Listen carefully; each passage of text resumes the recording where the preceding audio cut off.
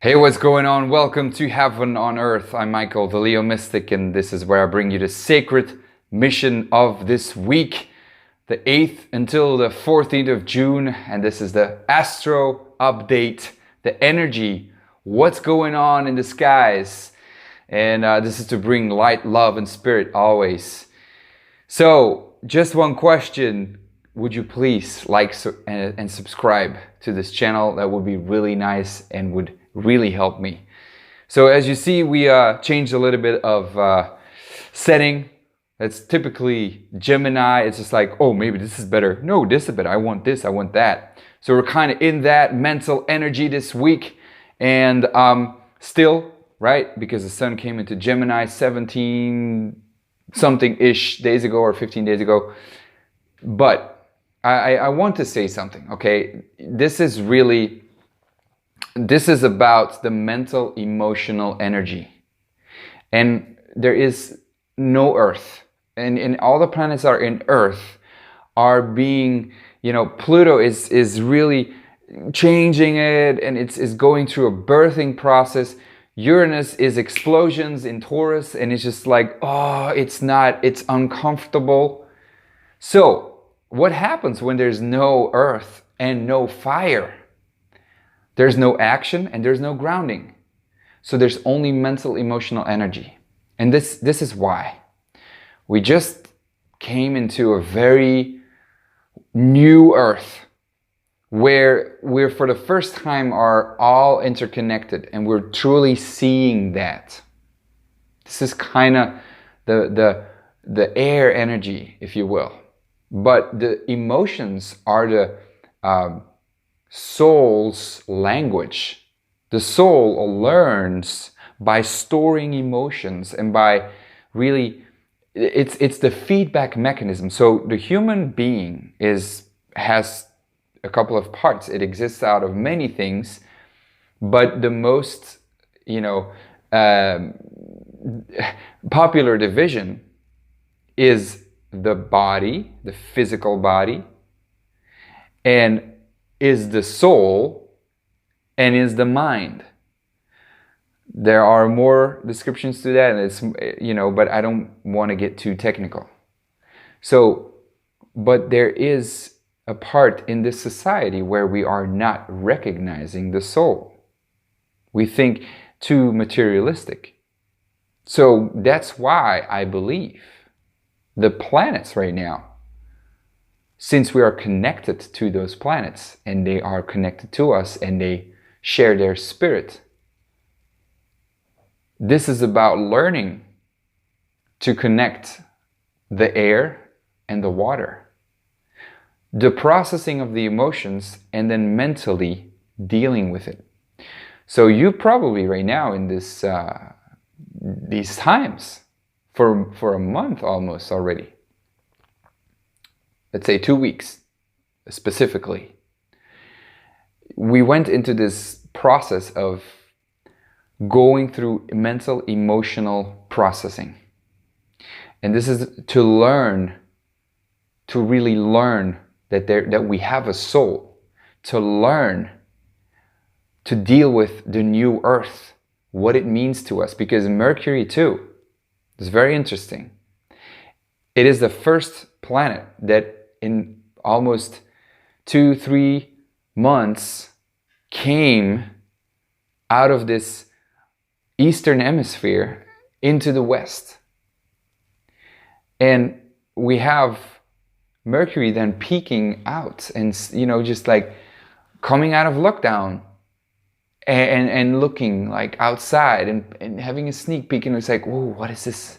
But it's Mercury in Cancer, and it's very emotional. So it's very safe, very secure, very tiptoeing. And now it's going to come back to the 5th degree. I believe Mercury is about 13th degree or something.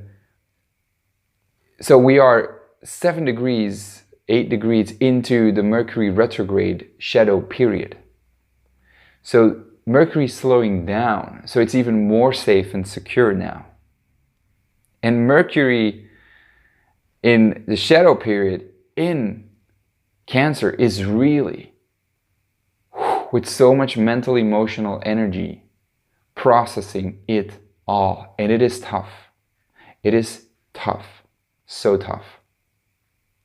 That's why I say this is about the most important for you right now is to stay centered.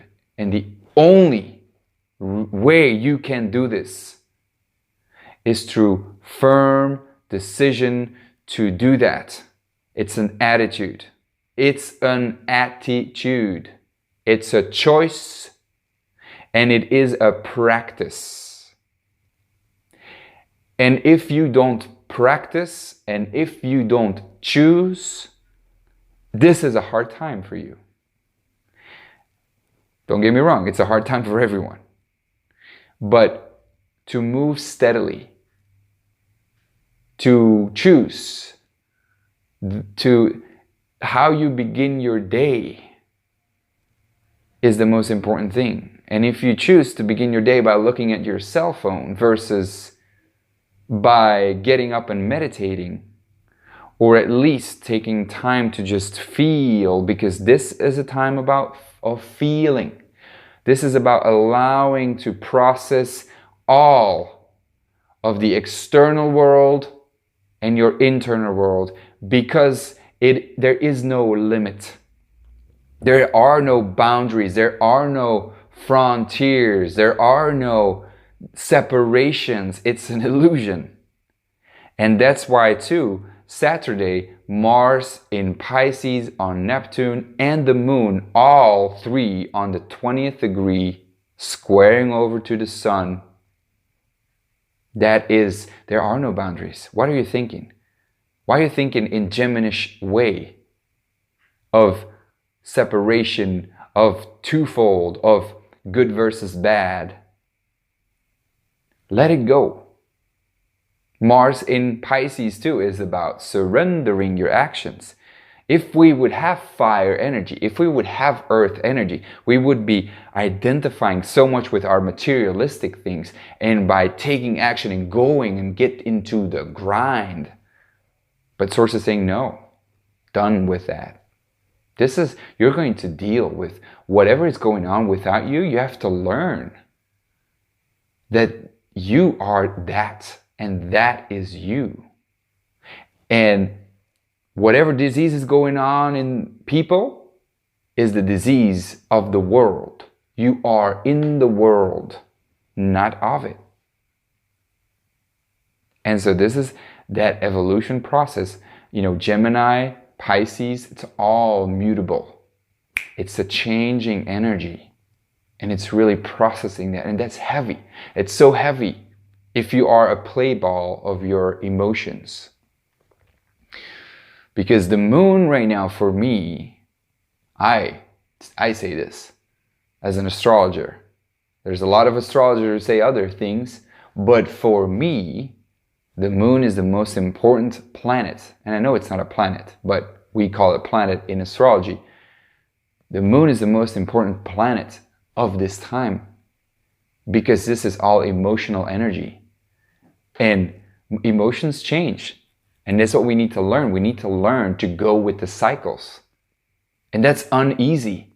It's the unknown. We like to know things. We like to forecast things. And this is funny, right? Because this is an astrological forecast. But what do I tell you? You decide. It's your will. It's an illusion to think that you can forecast the future. What we can do is, because of observation correlation, have a good idea about what is coming. But that is only one part of it. You know that when you go into the water, or just before you dive into the water, you have a mental idea of how it's like to be in the water. But every time, I bet you experience something new. You experience the water in a different way. And that's that interaction between the moment and a perception of what is coming. And what astrology for me does is it gives us a good idea about the cards, about the water. There's water, and you know, here are the swimming pool is 15 meters wide and 60 meters long. I don't know anything about swimming pools, but I'm just saying these are the measurements, and this is what astrology says. And this is where you move in this swimming pool, and it's water, right? And there's going to be warm water, there's going to be cold water, but that warm water and cold water is moving. And then you have your mental, because this is that mental emotional energy. That's why this is a really good metaphor. You think, oh, there's the warm water, let me go check it out. But I bet on that day too, every day is different. Sometimes you might have a sore throat, and then you're more sensitive to the cold water. Other times it's like, you know, whatever, 40 degrees and it's too hot and you can't bear the freaking warm water. So you're like, it's about judgment too. This is, you know, to judge your emotions is a big lesson, because judging these emotions will, you go into the cycle again.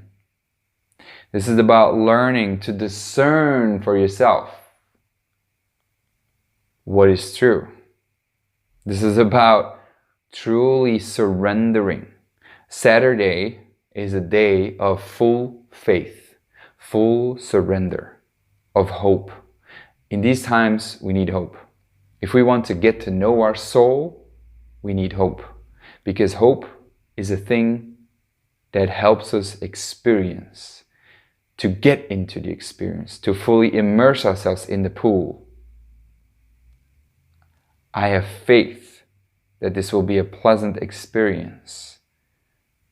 And to learn that by whatever you imagine, whatever you feel and project is going to be the experience.